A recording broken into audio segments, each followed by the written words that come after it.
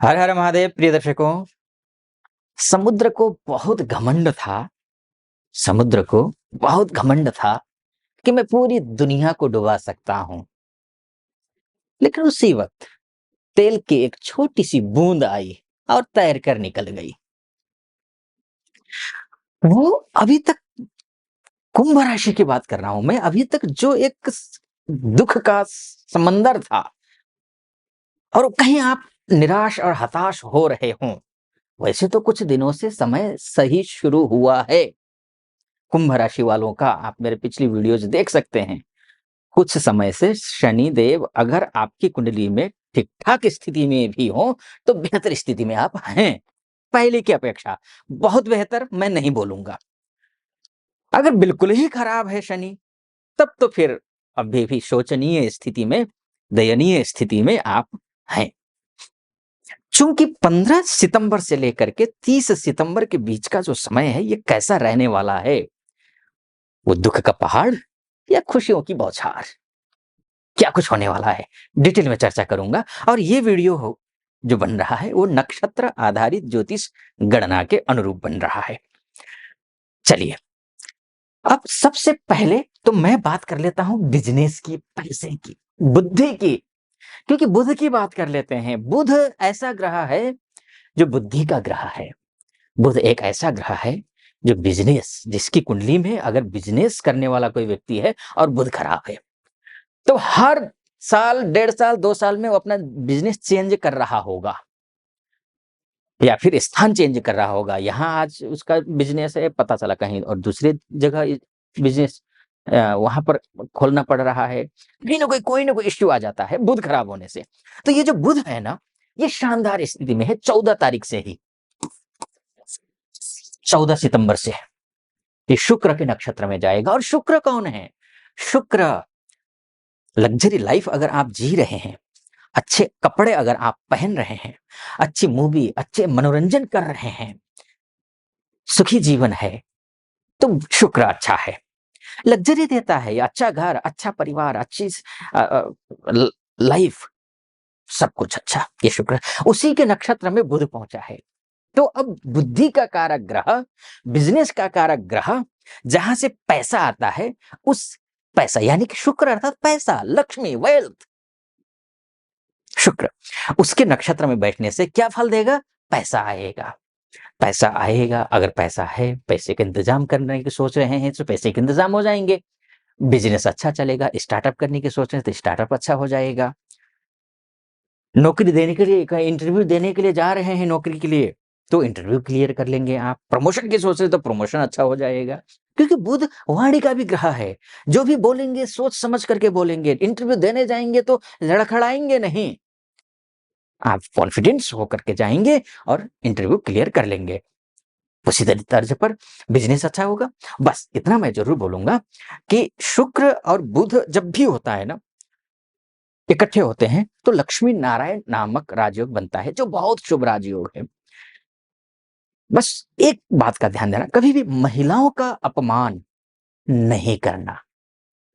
जहां आपने महिलाओं का अपमान किया, चाहे आप अपनी श्रीमती जी हो, माता जी हो, बच्चे हो, बच्चियां हो, ऑफिस में काम करने वाली कलीग ही क्यों ना हो महिला, अगर उनका अपमान किया तो ये योग खंडित हो जाता है, भंग हो जाता है। तो वो आपको ध्यान रखना है। अच्छा, और कोई भी काम करना हो, मन से निर्णय लेना हो, काम तो मन से और बुद्धि से, दोनों से कीजिए। लेकिन निर्णय अगर कोई लेना हो तो आपको मन से निर्णय नहीं लेना है। निर्णय आपको कैसे लेना है? बुद्धि से आपको निर्णय लेना है, ये आपको ध्यान रखना है। तो ये कब तक है? 14 से लेकर के 23 तक है। और लेकिन 23 के बाद क्या?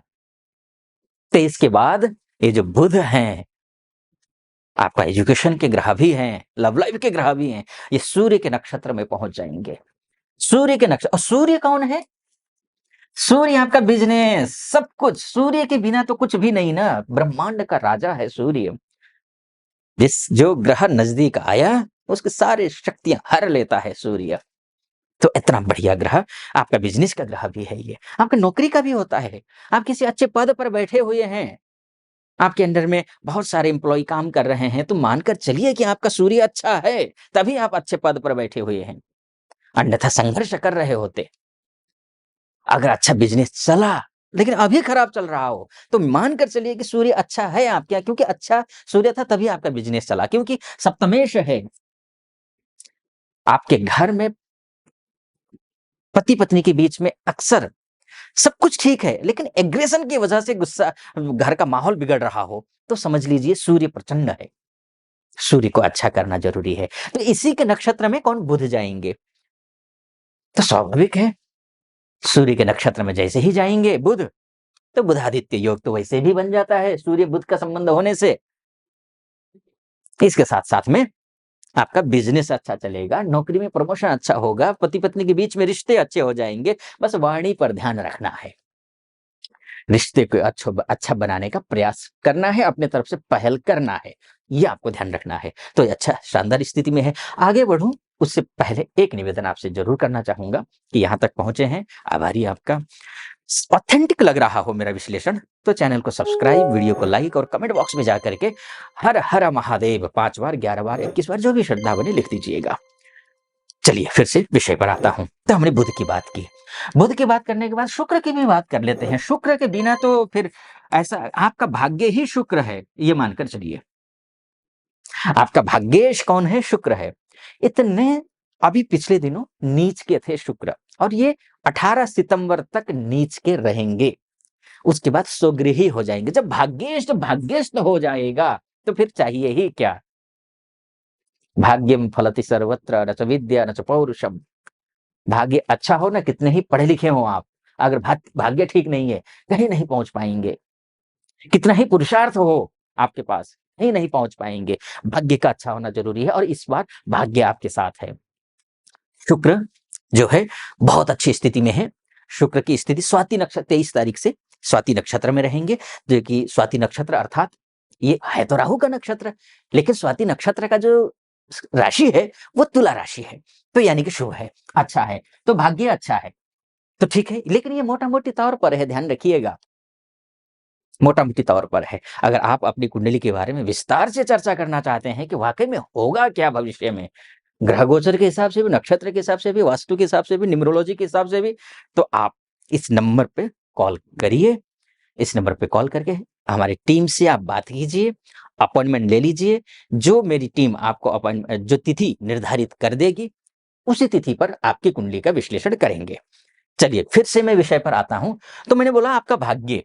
अच्छा, शुक्र जब अपना लग्जरी लाइफ, कुछ घर खरीदने की सोच रहे, गाड़ी खरीदने की सोच रहे, विवाह करने की सोच रहे, लव लाइफ खराब चल रहा है, पति पत्नी के बीच में रिश्ते अच्छे नहीं हैं, कुछ अच्छा करने की सोच रहे हैं, समाज सेवा करना चाहते हैं, पैसा नहीं है, तो पैसे का इंतजाम भी हो जाएगा। और ये सब मैंने जो बोला आपको, इन सभी में आपको अच्छा शुभ समाचार मिलेगा। विवाह को लेकर के, शादी को लेकर, जो मैंने बोला उन सभी में, तो ये एक अच्छी पॉइंट है। तो ये शुक्र की बात हो गई। मंगल की स्थिति भी लगभग देखिए, यहाँ से मंगल को अगर हम देखते हैं तो सीधा ये फाइनेंस को देख रहे हैं, पैसे को देख रहे हैं, तो ये भी शुभ है, पैसे को देख रहे हैं। मंगल का वहां देखना, क्योंकि आपकी राशि के हिसाब से मंगल कौन है? मान का, सम्मान का, पद का, प्रतिष्ठा का, आत्मविश्वास का, फ्रेंड सर्कल का, दोस्तों का, भाइयों का ग्रह है। तो इसमें फिर मंगल क्या है?